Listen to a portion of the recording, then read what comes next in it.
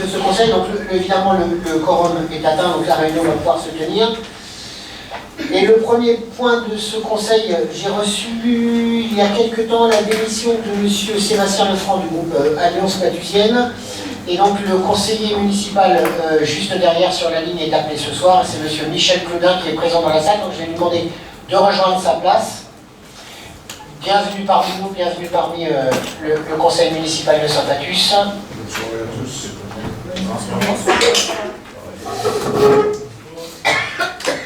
Donc Michel, plusieurs petites informations. Dans ta pochette, normalement, tu auras le règlement intérieur du conseil municipal, que tu n'avais pas. Donc voilà, on te l'a mis. Il faudra penser, avant de partir tout à l'heure, à donner au service l'adresse mail pour qu'on puisse transmettre les documents du conseil, puisqu'aujourd'hui, les documents du conseil sont dématérialisés par mail. Okay. Et comme on a posté ce soir par mail le prochain conseil qui a lieu le 13, normalement, tu as la pochette avec la convocation au prochain conseil, puisqu'on n'avait pas ton adresse mail, donc on a préféré le mettre en papier. Voilà. Bienvenue parmi nous. Merci. Et donc, c'est l'installation de ce nouveau conseiller municipal. Alors, après, on va passer au deuxième point de notre ordre du jour. Donc, j'ai dit, je ne sais plus si j'ai dit, Annie Sarrazin, secrétaire de séance. Je ne l'avais pas dit. Voilà, je l'ai dit. C'est fait, et évidemment, comme d'habitude, le personnel administratif est autorisé à prendre la parole pour compléter les réponses si le besoin se fait sentir, surtout ce soir, puisqu'on aura M. Chagan, notre nouveau directeur enfance-jeunesse, qui va vous faire la présentation tout à l'heure du PEDT, puisqu'on est arrivé à terme et qu'on voulait vous le présenter en conseil. La délibération numéro 2, c'est donc l'adoption du PV du dernier conseil, celui du 8 novembre 2023. Donc, vous l'avez tous eu dans les documents. Je n'ai pas eu de remarques avant ce conseil. Est-ce qu'il y en a en séance? Oui, madame, vous avez la parole. Oui, nous allons nous abstenir concernant le vote de ce PV parce que au dernier conseil, on n'a pas pu lire nos questions diverses. C'est vous qui avez répondu sans qu'on puisse les lire, et dans ce cadre-là, il aurait été bien que ça soit noté, en tout cas dans le PV, qu'on n'avait pas pu les lire, et que ça n'avait pas été dit au conseil. Alors effectivement, j'avais donné les informations correspondantes à ça dans les informations. Si vous souhaitez qu'on inscrive au PV que les... Bonjour Madame Delin, donc on note, s'il vous plaît, les services, l'arrivée, 20h35, Madame Félicite Delin. Donc si vous souhaitez qu'on le mette dedans, qu'on n'a pas lu les questions parce qu'en fait on y avait déjà répondu avant, ça ne me pose pas de souci. Oui, monsieur, allez bien parce que justement... Eh bien, pas de souci, on inscrit la modification au PV. Merci. Ok. Alors, donc si vous en êtes d'accord, on inscrit la modification au PV, ça ne me pose absolument aucun souci. Est-ce qu'il y a d'autres remarques? Alors, donc, Madame Kelly Citadelle-Velin est présente et elle a le pouvoir. Donc, je change, donc ici présente, et pouvoir de Madame Godard Isabelle. Absolument. Voilà.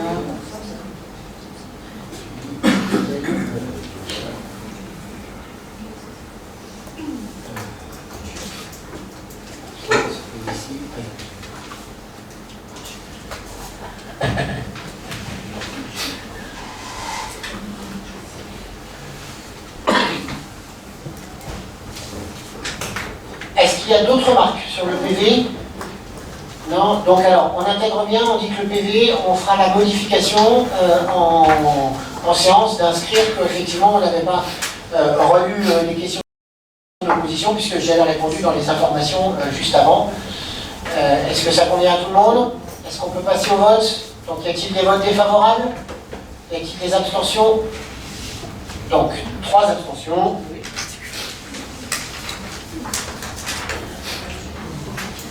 Adopté, merci. Alors, donc on va passer au projet éducatif de territoire de la ville de Saint-Patus, et c'est Monsieur Chagan, le directeur enfance-jeunesse, qui va vous le présenter. Donc, on fait une présentation, une lecture, et puis après, s'il y a quelques questions et quelques échanges, avant l'approbation, on pourra y répondre. Donc, Monsieur Chagan, vous avez la parole. Ok, merci. Donc le projet éducatif de la ville de Saint-Pathus est arrivé à échéance et doit être renouvelé pour les 3 prochaines années, les années 2024 à 2026. Pour son renouvellement, la ville a souhaité associer plusieurs acteurs pour la mise en place de ce nouveau projet. Les partenaires associés sont l'Éducation nationale, les acteurs associatifs et les représentants des parents d'élèves. Ces temps d'échange et de réflexion ont permis de créer une dynamique partenariale et de dresser un diagnostic de territoire afin de proposer un service de qualité en direction des enfants et des jeunes. Donc il est important de rappeler que l'organisme des foyers ruraux nous a accompagnés dans la mise en place de ce nouveau projet. Le PDT de la ville de Saint-Pathus cible les 13-17 ans. Ce projet détermine une politique qui reconnaît les jeunes dans la diversité, une diversité liée à l'âge, au parcours et aux situations. C'est pourquoi il est donc nécessaire de penser l'action autour de valeurs éducatives qui sont de contribuer au développement de la personnalité de chacun, d'apprendre la vie en collectivité, de s'ouvrir au monde et à ses réalités, et de donner le goût de l'engagement, des responsabilités et de l'action. Ainsi, nous avons fixé des axes prioritaires qui découlent des valeurs éducatives qui devront s'inscrire dans toutes les actions de la direction scolaire jeunesse et sport. Les 3 axes retenus par les membres de la comité de pilotage sont de renforcer le vivre ensemble, de favoriser l'accès à la culture et aux pratiques culturelles, et de mieux accueillir et d'accompagner les enfants et les jeunes porteurs de handicap. Ces axes proposés permettront de travailler avec le jeune dans sa globalité et devront être les priorités des professionnels qui travaillent en direction de la jeunesse. Pour finir, le PEDT passera en commission en janvier 2024 au service de l'État, service départemental de la jeunesse, à l'engagement et au sport, pour une validation.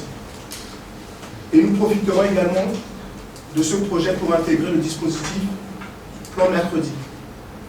Ce plan nous permettra d'avoir un label qui garantit des activités de grande qualité par un soutien financier renforcé de la CAF. Donc voilà un petit peu la présentation en tout cas du PED. Merci. Alors, on vous a fourni le document, hein, vous l'avez, je pense, dans l'intégralité. J'espère que vous avez le temps de le regarder, le détailler. Donc c'est un document qui a été préparé avec pas mal d'acteurs, donc des représentants associatifs, des représentants de parents d'élèves, directeurs d'école primaire et maternelle et directeur collège. Est-ce que j'en oublie? Il y a les autres, on a fait à peu près le tour de tout le monde. Voilà, donc c'est un travail qui se voulait vraiment à la fois participatif et très ouvert, puisque c'est un document, on va dire que c'est un document qui ne fixe pas des objectifs précis. Voilà, il ne va pas dire on fait telle activité, tel jour, etc. Mais il fixe les grands axes de la politique à mener sur l'ensemble de la structure enfance-jeunesse. Donc c'est un document qui est assez important. Donc on s'est fait accompagner, par, comme tu le disais très justement, par les foyers ruraux, qui est une association qui a l'habitude de monter des PEDT. Parce que c'est vrai que quand on a contacté l'ensemble des acteurs au début, pour être très honnête, tout le monde se disait qu'est-ce qu'on fait là, comment doit être notre participation, à quel niveau on peut agir, hein, ou interagir ou dire des choses. Et puis petit à petit, voilà, au fil des réunions et des séances de travail, la parole s'est vraiment libérée et on est assez content du résultat, parce que voilà, c'est pas que la municipalité qui dit on va dans tel sens, c'est l'ensemble des acteurs autour de l'éducation qui ont vraiment piloté cette ligne de conduite pour les années à venir. Alors voilà, moi je n'ai pas plus de détails que ça à vous donner. Est-ce que vous avez des remarques, des observations, des choses à faire, à dire? Oui, madame, on vous donne la parole. Oui, je suis très contente qu'il soit enfin adopté, parce que c'est vrai que c'est un projet qui date depuis, qui a été lancé il y a déjà longtemps. et que je souhaitais, ardemment en tout cas pour Saint-Batu. Et par contre, en regardant, en feuilletant également d'autres PEDT, il y a quand même, j'aurais aimé qu'il y ait quand même plus de précision à l'intérieur de celui-ci, notamment que ça soit noté la composition du comité de pilotage, un peu plus détaillé quand même sur les projets qui seront à venir, les liens qui pourra être tissés entre la communauté éducative, les associations, la commune. C'est un peu trop vague en fait. Et aussi les moyens, parce que c'est vrai que le handicap, ça nécessite des gens très formés et que ça nécessite un budget important. Donc on aurait aimé qu'il soit un peu plus précis ou que peut-être par la suite il y ait un complément qui vienne étayer un peu ce plan, ce projet. Bien, merci pour vos remarques. Est-ce qu'il y a d'autres remarques? Alors, effectivement, on peut aller dans votre sens sur le temps. En fait, il faut savoir que ce PEDT avait été initié à l'époque de M. Thierry Gouet. On en avait fait quasiment les 3/4 sous la direction de l'ancien directeur enfance jeunesse, qui a choisi, pour des raisons qui lui sont propres et que je n'ai pas à juger ici, de changer de collectivité. Alors, il a même changé de projet de vie. Donc c'est sûr que le temps où on a eu un intérim avec son adjoint qui ne s'était pas plongé dedans, le document est resté un petit peu en stand-by, et c'est M. Chégon qui l'a repris à sa nomination d'août ce mois-ci, de cette année. Donc vous voyez que ça a été en quelques semaines, on va dire, il l'a terminé et finalisé pour vous le présenter aujourd'hui. Donc d'où le décalage. Il aurait pu être effectivement terminé depuis une petite année, mais voilà, ce sont des vicissitudes de la vie qui nous ont empêché de le terminer plus vite, en tout cas sur la partie timing. Après, sur le reste, on entend vos remarques, effectivement, pas de souci, mais ça sera détaillé dans les projets de structure par la suite.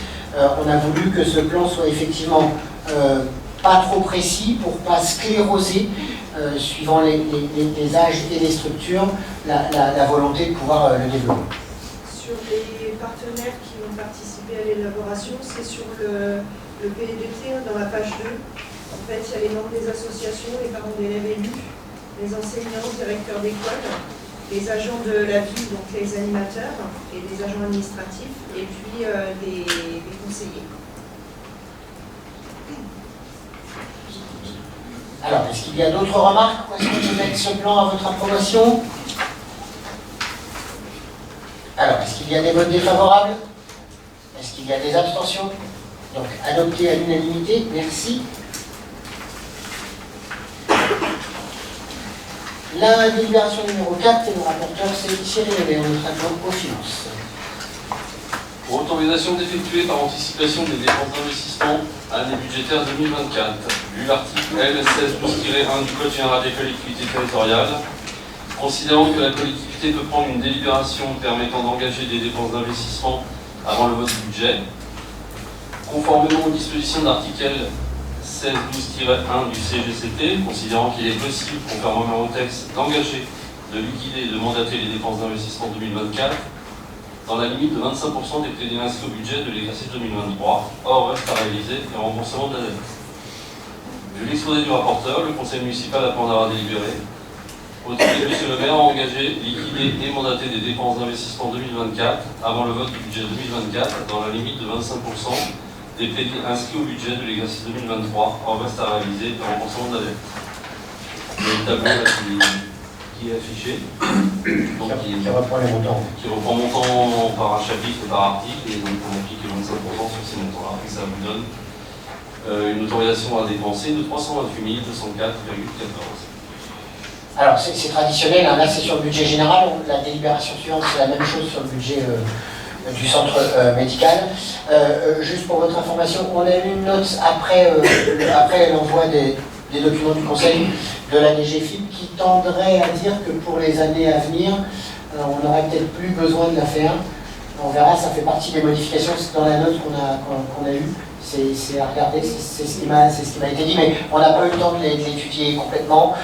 Donc voilà, pour l'instant ça reste comme ça. Il y a pas mal de petites choses, vous verrez au prochain conseil aussi, qui changent avec vous savez qu'on était passé du M14 au M57, j'allais dire 57, pardon. Donc c'est pareil, il y a une délibération pour passer dès cette année le compte de gestion et le compte administratif, ce qu'on appellera le FSU, qui est qu'une seule délibération pour concorder ça. Voilà. Ça fait partie des modifications que la DGFIP... CFU, pardon. Compte financier unique, pardon. Merci Madame Rollin. On n'a pas encore bien l'habitude, donc il faut qu'on s'y fasse.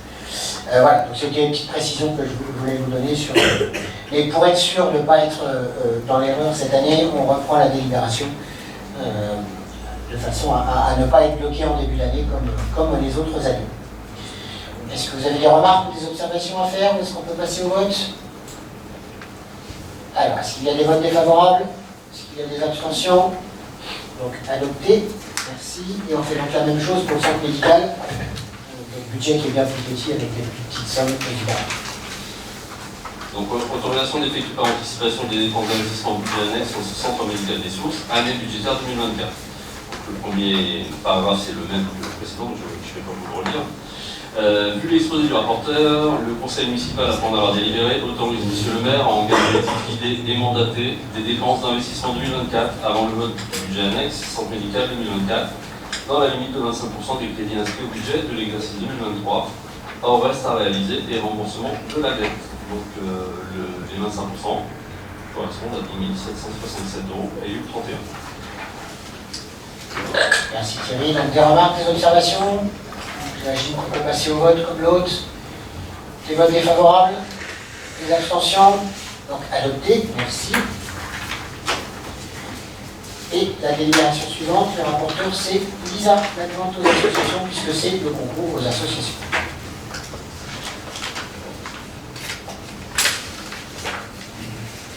Donc, concours aux associations pour l'année 2023. Vu la loi du 2 mars 1982 relative aux droits et libertés des communes, départements et régions, vu l'article L. 2311-7 du Code général des collectivités territoriales, établissant que l'attribution de subventions donne lieu à une délibération distincte du vote du budget, considérant que les associations sont des partenaires privilégiés complétant l'action publique communale et qu'elles ont besoin du soutien de la commune pour fonctionner. Vu l'exposé du rapporteur, le conseil municipal, après en avoir délibéré, décide d'attribuer aux associations les montants de subventions suivants. Atelier de Saint-Patu, 961 €. ESSPO Athlétisme, 1844 €. Panthère Salle Défense, 1251 €. Les terrains verts, 918 €. Compagnie d'Art, 915 €. ESSPO Cyclotourisme, 849 €. Saint-Pat en fête, 1024 €. Yacanancé, 1644 €. Football, 3435 €. Gym Plus, 2034 €. Gym Tonique, 1246. Judo Saint-Patu, 1188. Karaté, 1269. La Voie des Champs, 940 €. Les Amis du Foin, 1262. NP Sport, 1383. Pétanque, 1269. Rétro Mobile Club, 982. Tennis Club, 854. Tennis de table, 707.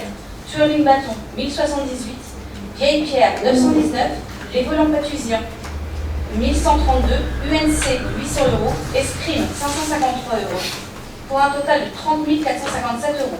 À savoir que nous avons également pour le COS 6 000 €, le Festival Photo 1 000 €, les poilus de Boisserie 700 € et l'AJSP Saint-Souplet pour 500 €, soit un total de 38 657 €.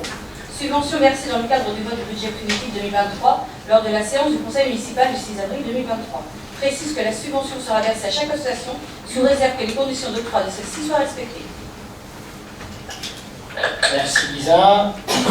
Voilà, donc vous avez le tableau complet. Alors le COS, je le reprécise, c'est le comité des œuvres sociales. C'est l'association qui gère la partie pour le personnel. Un peu comme un CE, voilà.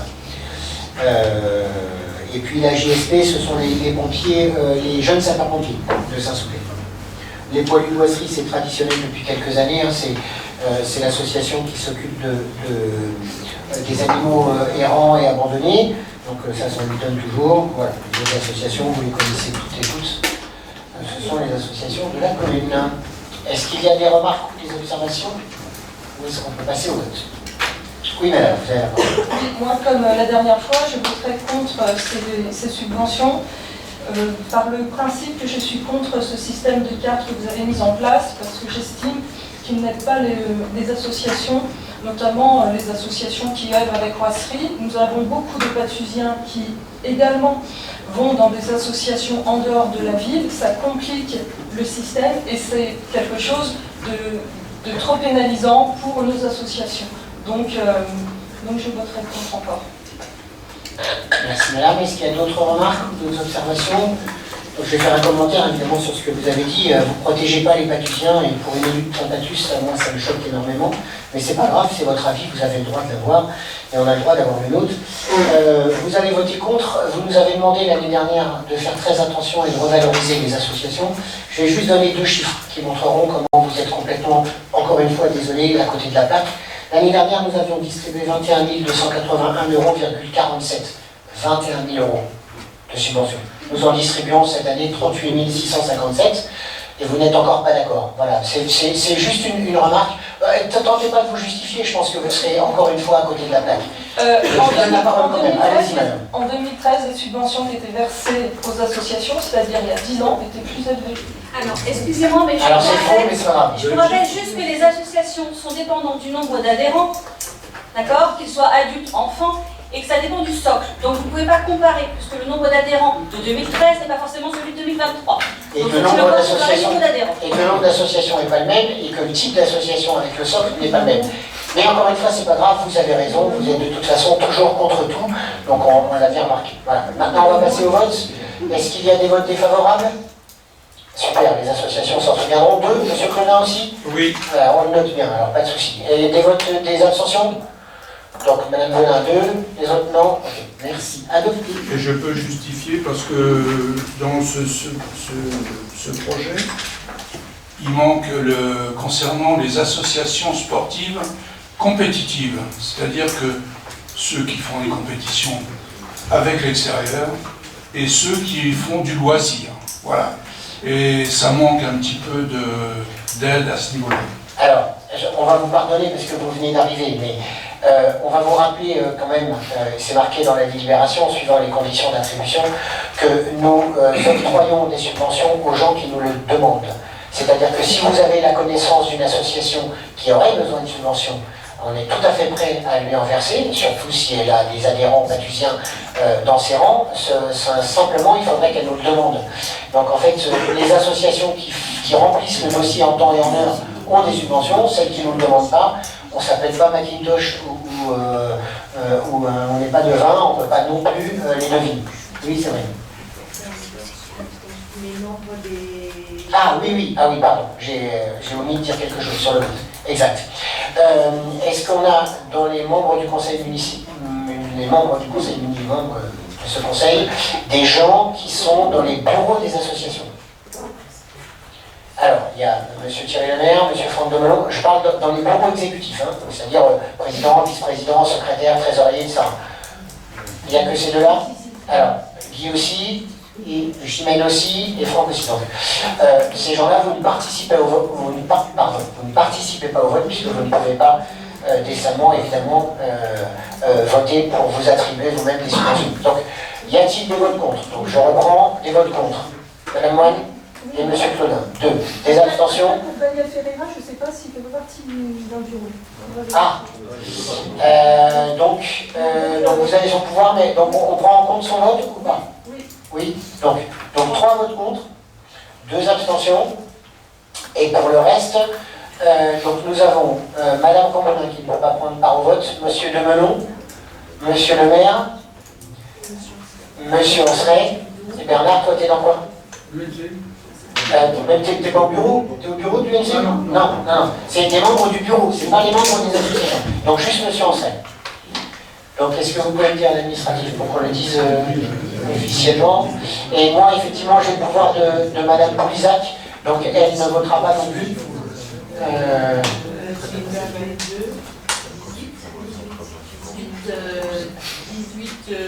Donc 18 pour, 3 contre et 2 abstentions. On est OK? Merci beaucoup. Pardon, à chaque fois c'est toujours un peu compliqué, mais il faut faire les choses dans les règles de l'art. On va passer à la délibération suivante, la numéro 7, et c'est Salva le rapporteur. Modification du tableau des effectifs des emplois permanents. Vu le Code général des collectivités territoriales, vu le Code général de la fonction publique, vu la loi numéro 84-53 du 26 janvier 1984 portant statut de la fonction publique territoriale, vu l'article 34 de la loi numéro 84-53 du 26 janvier 84, en vertu duquel les emplois à chaque collectivité ou établissement sont créés par l'organe délibérant de la collectivité ou de l'établissement. Considérant l'avis du comité social territorial en date du 1er décembre 2023, vu l'exposé du rapporteur, le conseil municipal, après en avoir délibéré, décide des modifications suivantes au tableau des effectifs des emplois permanents. La date des effets des changements de grade sera effective au 15/12/2023. Filière administrative. Non, on va pas faire tout le tableau. Voilà, il est projeté. Voilà. Donc, non, on l'a pas mis. Vous l'avez dans les documents, de toute façon. Sinon, si vous voulez qu'on détaille, on détaille. Bon, comme à chaque fois, hein, ce n'est pas des nouvelles embauches ou des débauches, ce sont simplement, là pour le cas, des avancements de grade, sauf pour un, c'est un changement de filière. Quelqu'un qui est en animation qui passe aux techniques. Ah, ça demande. Le tableau était dans la note préparatoire. Alors, le tableau était dans la note préparatoire. Pas dans les documents de ce soir, mais vous l'aviez dans la note préparatoire. Et donc, ce sont pour la plupart des avancements de grade, hein, comme je vous l'ai dit. 4 en filière administrative, 3 en filière technique, 6 en filière animation, et puis le changement de filière que vous connaissez. Et qui nous donne le tableau, comme vous le savez, en effectif budgétaire à 90, en effectif pourvu à 84, et dont temps non complet 11. Et de toute façon, on aura à la fin de ce conseil la présentation du récit, le rapport social unique, qui fait quand même un peu tout ça sur les effectifs. Est-ce que vous avez des remarques ou des observations à faire sur cette délibération, ou est-ce qu'on peut la mettre au voie? Alors, y a-t-il des votes contre? Y a-t-il des abstentions? Donc, adopté, merci.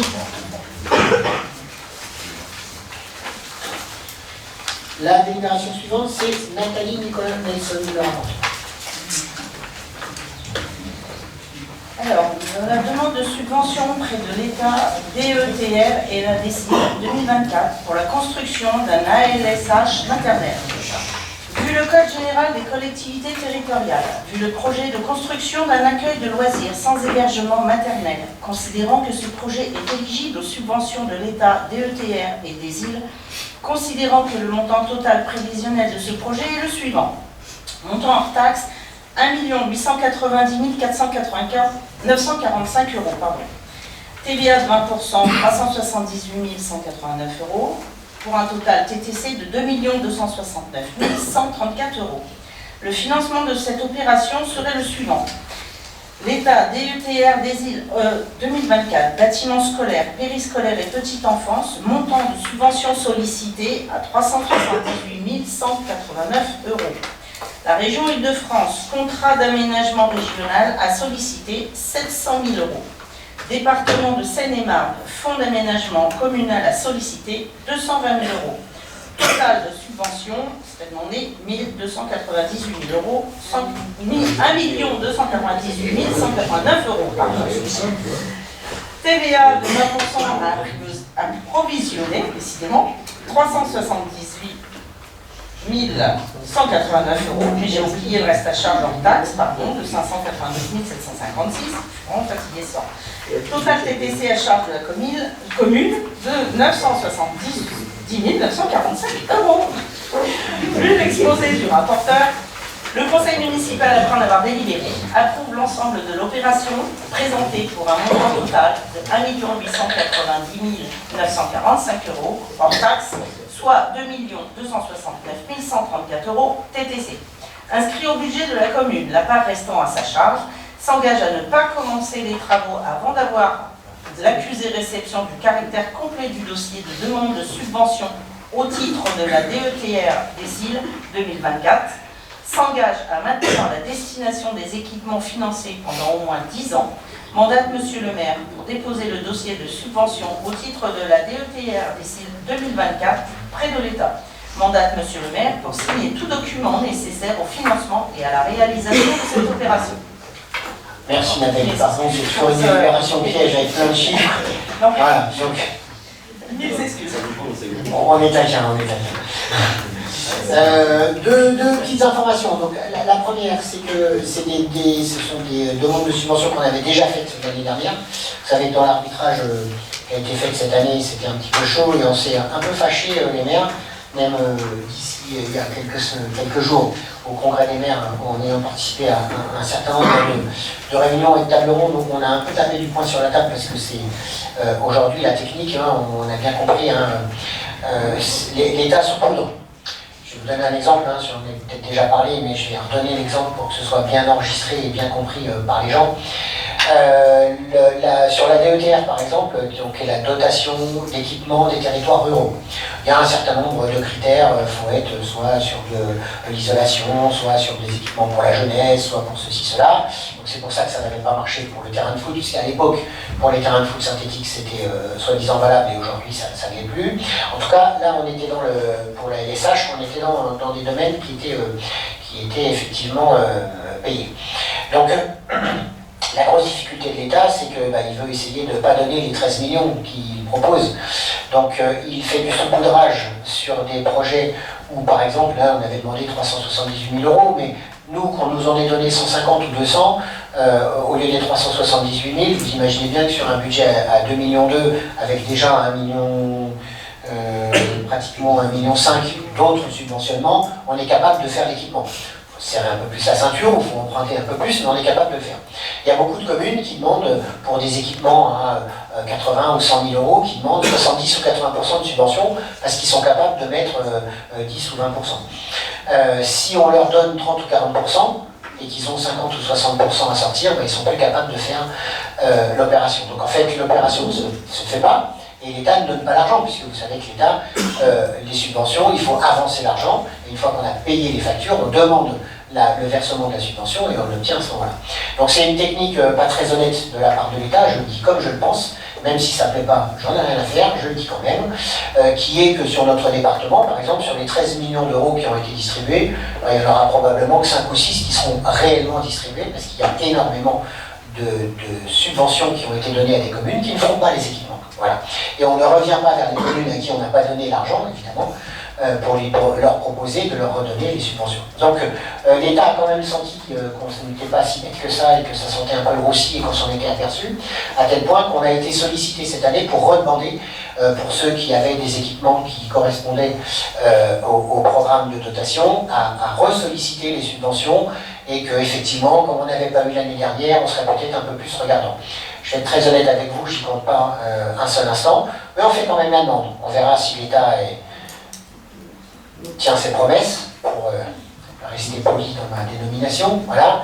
On verra bien, on essaye et on verra. Donc on redemande DETR et DECIL, donc on n'a fait qu'une seule délibération, hein, puisque on peut y avoir les deux sur la même délibération, c'est pas gênant, pour le centre de loisirs maternels, et on verra si l'État, effectivement, est prêt à s'occuper de nous ou s'il n'en a rien à faire.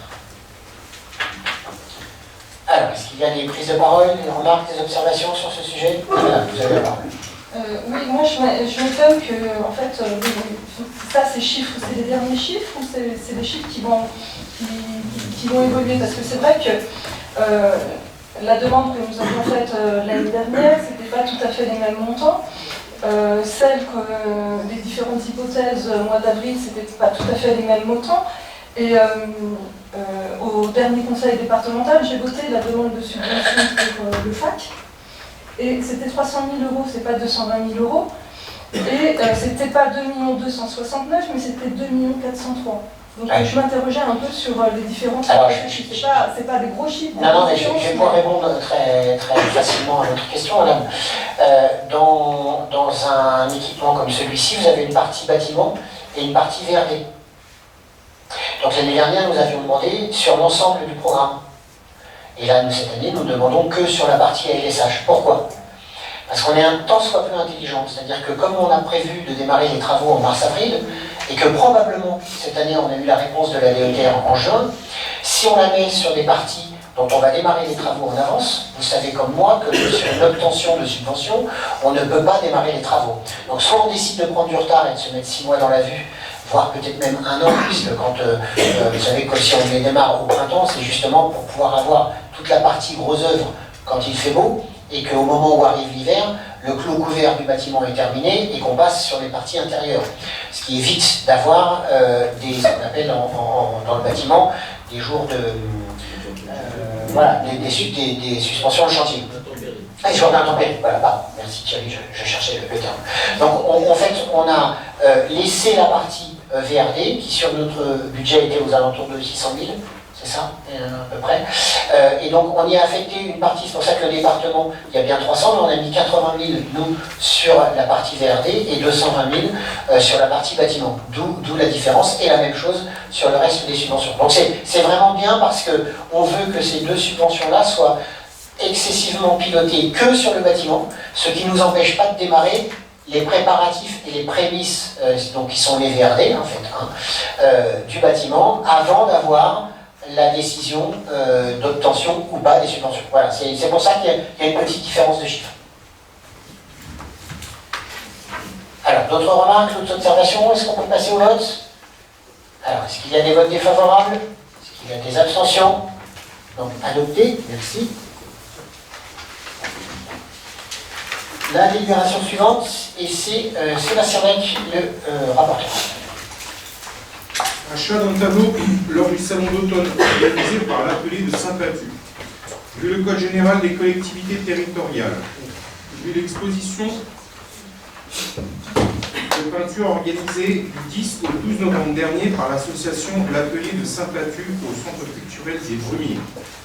Considérant la volonté de la collectivité de faire l'acquisition d'un tableau réalisé par M.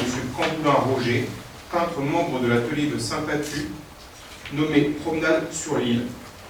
Vu l'exposé du rapporteur, le conseil municipal, après en avoir délibéré, décide d'acquérir ce tableau pour un montant de 120 €.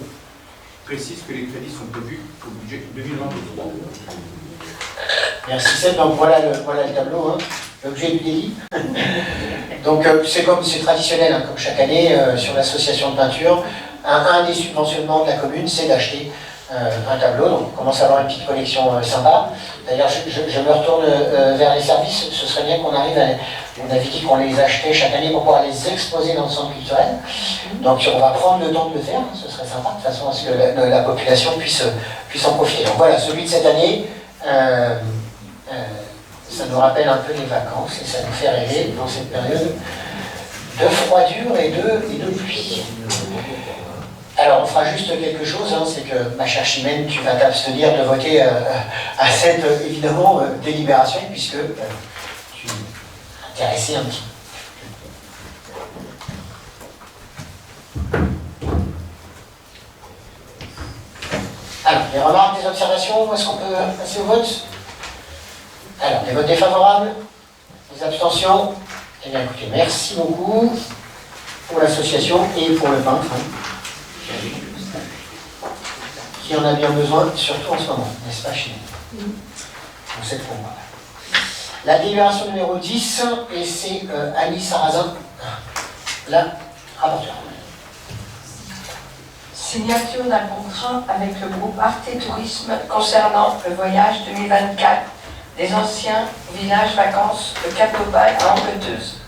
Vu le Code général des collectivités territoriales, vu la proposition présentée par le groupe Arte Tourisme relative à l'organisation d'un voyage des anciens se déroulant du 1er au 8 septembre 2024 au village vacances de Cap-d'Opale à Angleteuse 62-164. Comme chaque année, il est organisé un voyage pour les seniors. Vu l'exposé du rapporteur, le conseil municipal, après en avoir délibéré, approuve le contrat présenté par le groupe Arte Tourisme, autorise Monsieur le maire à signer le contrat.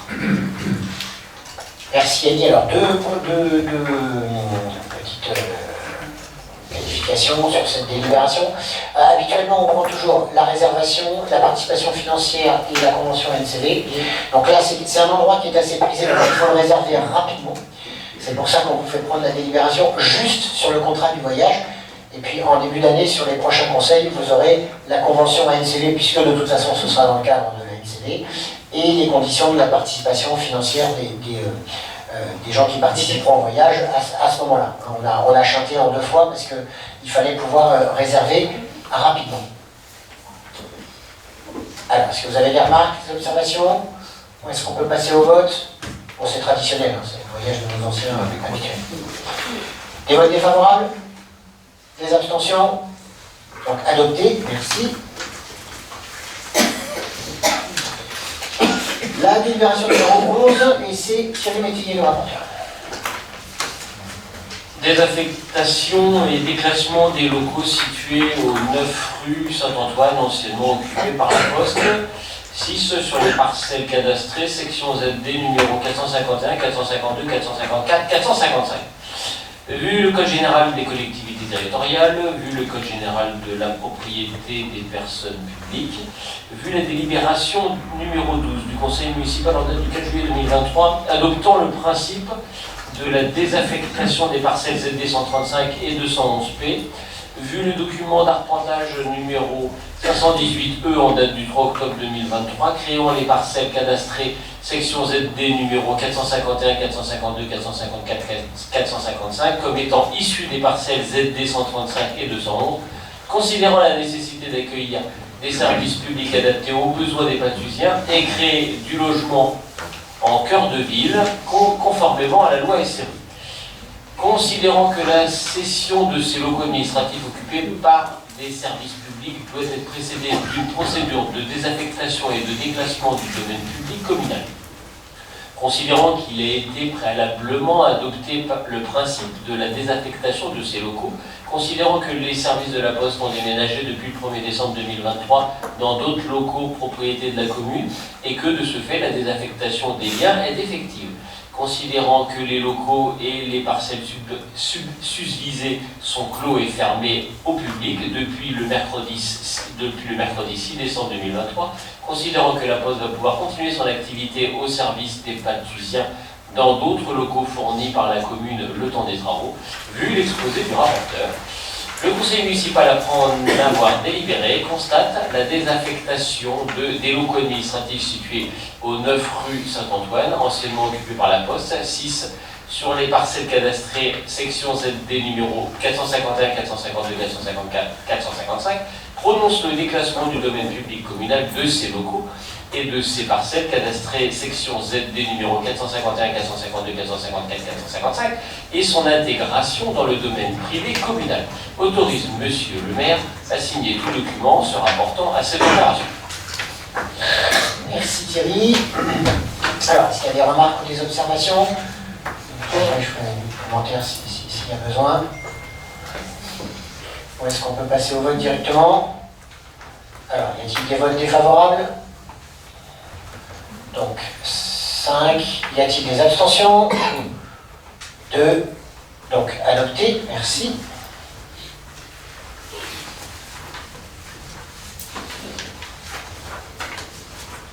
Alors, on est arrivé presque au terme de notre ordre du jour. Je vais... la délibération suivante, c'est une présentation, hein. Il n'y aura pas de vote. C'est la synthèse du rapport social unique. Donc le RSU, c'est un document qu'on vous avait présenté pour la première fois l'année dernière, qu'il faut faire chaque année. Donc il y a toujours un décalage. Donc là, on est sur l'année 2022. Hein. On finit l'année 2023, mais c'est le rapport social de l'année 2022 qui reprend un petit peu l'ensemble des informations intéressantes sur le personnel. Donc comme vous pouvez le constater, le premier slide, c'est sur les effectifs. Donc sur les effectifs, nous avons 102 agents employés par la collectivité au 31 décembre 2022. Nous avons 53 fonctionnaires, 1 contractuel permanent et 48 contractuels non permanents. La répartition, voilà, c'est ça, à peu près 52% des fonctionnaires, 1% sur les contractuels permanents et 47% de contractuels non permanents. Il n'y a aucun contrat contractuel permanent en CDI à ce jour. La caractéristique des agents permanents, je sais qu'on l'a dit ou pas, le slide suivant, c'est sur quoi? Alors, de toute façon, c'est un document qu'on vous donnera, hein, je ne développe pas tout. La pyramide des âges, ça c'est des choses qui sont intéressantes. Hein? Oui, ah oui, c'est vrai. C'est un document qui est mis à jour et qui est mis sur le site, donc chacun peut le consulter, aussi bien les conseillers que les gens du public. Hein. C'est un document qui a une diffusion large. Donc sur la pyramide des âges, vous voyez un petit peu la répartition. Bon, ça se voit à vue d'œil, hein. On a plus de femmes que d'hommes dans les effectifs. Je vous laisse regarder ça. Un chiffre qui est intéressant, ce sont les équivalents temps plein rémunérés. Vous savez que dans l'ensemble des gens, on a des gens qui sont à temps complet, mais on en a aussi qui ont des temps partiels ou des temps non complets. Des fois à leur demande, ou des fois par rapport aux besoins de la collectivité. Donc en équivalent temps plein, nous sommes à 87,81. On va dire 88 temps plein. Ensuite, vous m'avez mis. Alors, les mouvements. Sur l'année 2022, on a eu 7 arrivées d'agents permanents et 8 départs. Donc ça s'équilibre, hein, à peu de choses près. Les principales causes de départ, c'est 63% des mutations et 37% des départs à la retraite. Et les principaux modes d'arrivée des agents, c'est 100% des agents par voie de mutation. Donc c'est des gens qui sont dans des collectivités et qui sollicitent le changement de collectivité. Ensuite, c'est sûr. Alors, sanctions disciplinaires, comme on est sympa, on n'en a pas mis.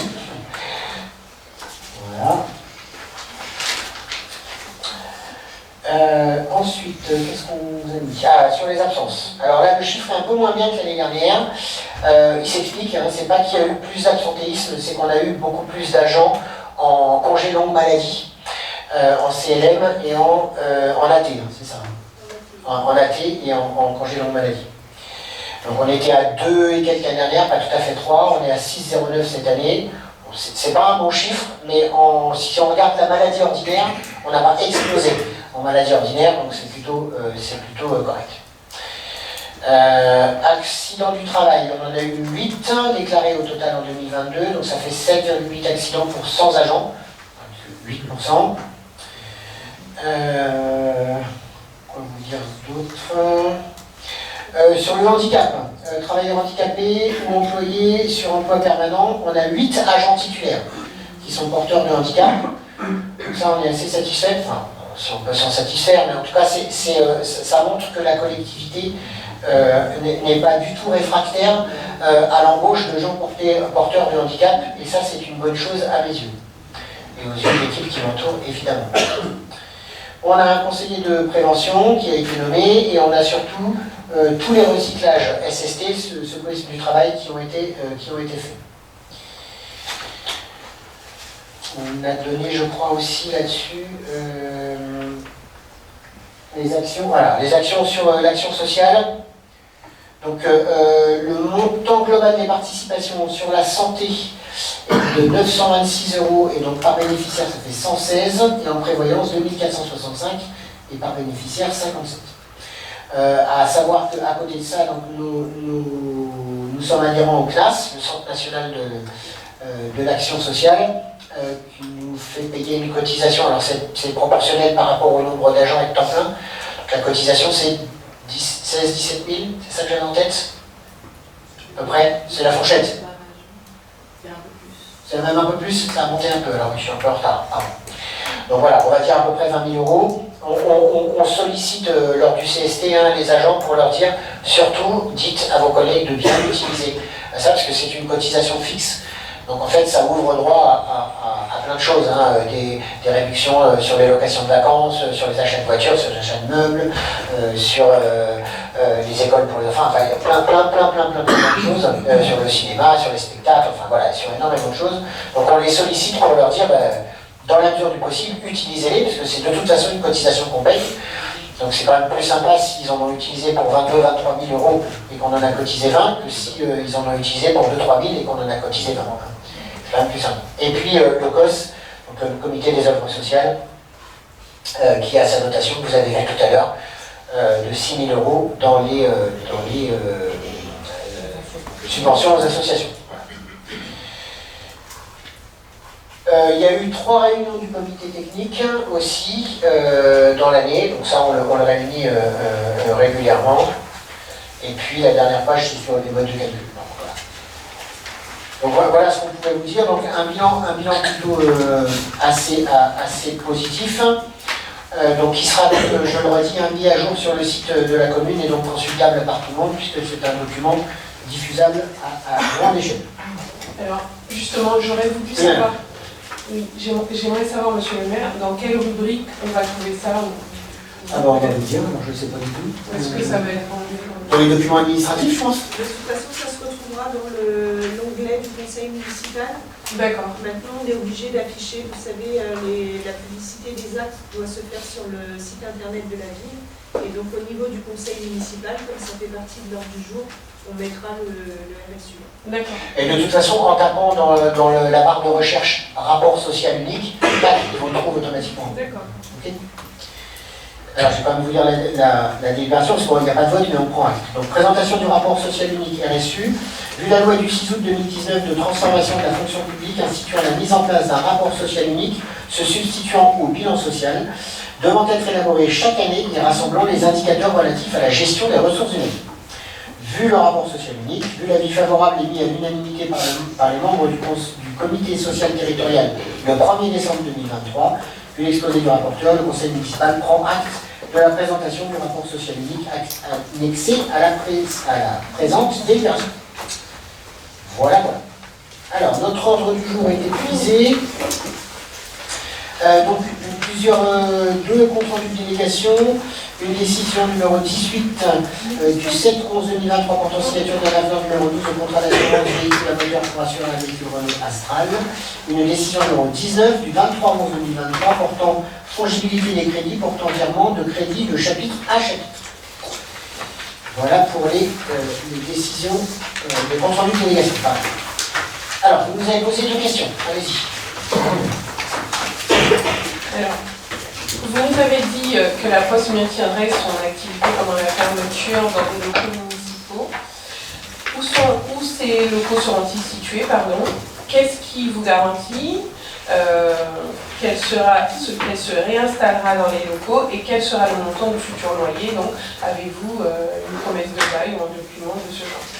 Alors, effectivement, donc, la Poste maintiendra bien son activité. Alors, elle devait rouvrir mardi, mais elle a eu quelques petits soucis techniques inhérentes à la mobilité. Donc, ils interviennent demain, normalement, et ils nous ont dit qu'ils rouvraient le 12. Donc, si je ne m'abuse, le 12, ça va être mardi matin. Alors, on y met des guillemets et tout ce qui va avec, hein, parce que s'il y a encore un petit problème technique de leur part, en tout cas, l'endroit où ils rouvriront, c'est le fond de la mairie, là-bas, juste en face de la Poste, en fait.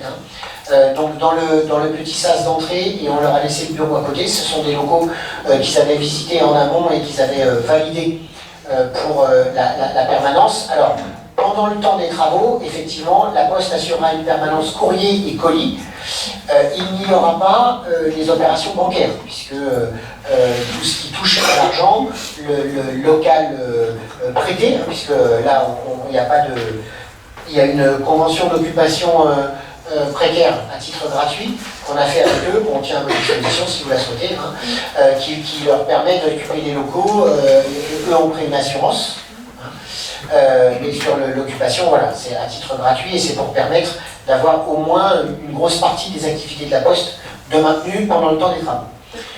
Ensuite, où donc les locaux sont-ils situés? Qu'est-ce qui vous garantit? Donc on a signé avec eux, évidemment, un BFA, donc c'est un bail commercial en état de futur achèvement, qui est ici, qui a été signé par la Poste et qui retrace effectivement les conditions de prise en compte du nouveau local quand les travaux seront terminés.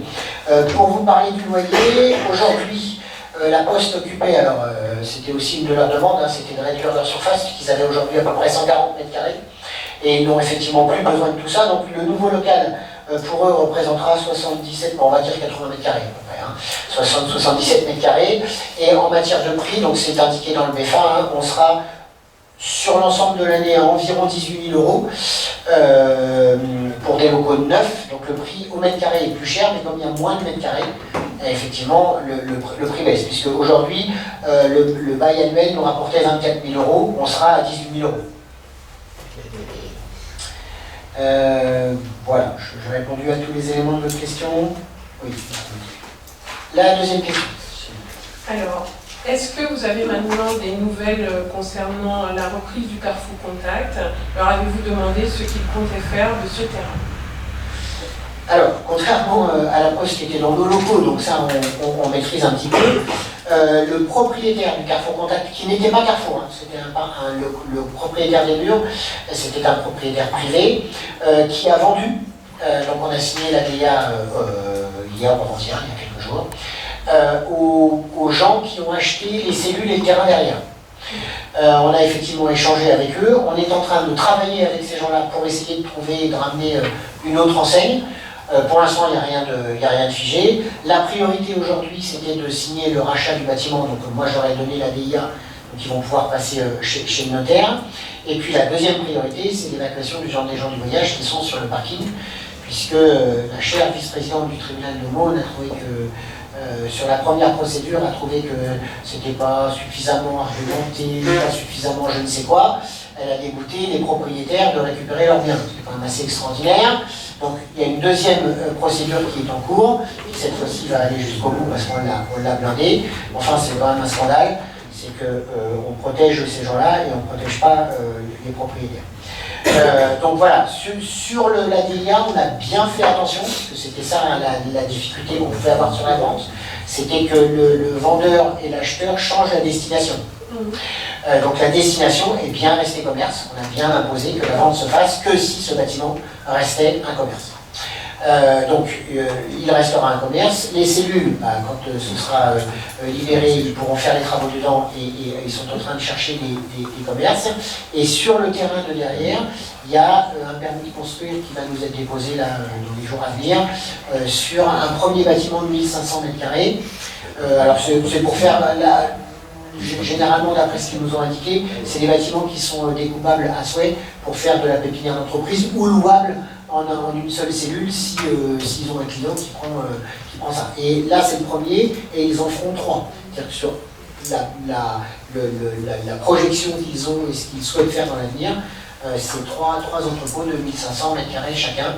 Alors évidemment, en règle, avec le PLU, avec le nombre de parkings qu'il faut, avec le nombre d'arbres plantés qu'il faut, etc. Pour donner une idée, dès qu'on tape sur des surfaces qui sont importantes comme ça, par exemple sur le permis, là, sur le premier bâtiment de 1500 m², il y a 83 arbres à replanter.